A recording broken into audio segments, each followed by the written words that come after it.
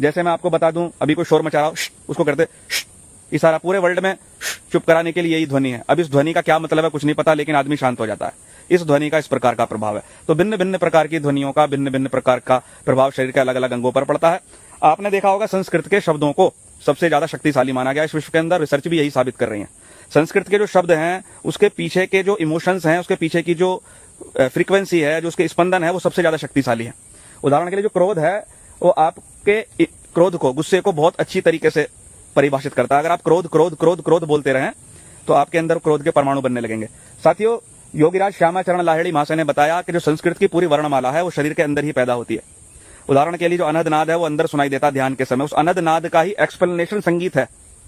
जो अंदर ध्वनि हो रही है दिव्य ध्वनि ओमकार की, उसको ही एक्सप्लेन करने के लिए संगीत की रचना हुई है।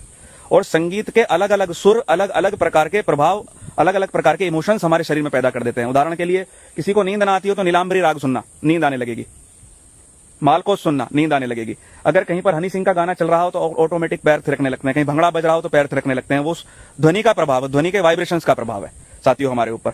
तो मंत्रों की ध्वनियां हमारे ऊपर असर करती हैं। तो शरीर के अंदर ये संस्कृत की वर्णमाला पैदा हुई है, जिसमें 13 स्वर, 33 व्यंजन और 4 जो है अलग से जो लिए गए हैं अक्षर, उनको मिलाकर 50 वर्ण पैदा हो जाते हैं। और 50 वर्ण 50 प्रकार की वायु को कंट्रोल करते हैं। हालांकि कुछ लोगों ने तो केवल 49 वर्ण माने हैं, और 49 प्रकार की वायु योगियों ने मानी है कि 49 प्रकार की वायु शरीर में काम करती है। तो जो अलग अलग शब्द हैं वो अलग अलग वायु पर काम करते हैं। अभी जो हम मंत्र बोलते हैं वो होठों द्वारा बोलते हैं, जीवा द्वारा बोलते हैं, कंठ द्वारा बोलते हैं, मूर्धा द्वारा बोलते हैं, जीवा मूल द्वारा बोलते हैं, तालु द्वारा बोलते हैं। तो पूरे के पूरे मुख का उपयोग हम मंत्र में कर रहे हैं। तो मंत्र जो है मुख द्वारा बोला जाता है, और मुख की जो नाड़ियां हैं वो पूरे शरीर से जुड़ी हुई हैं।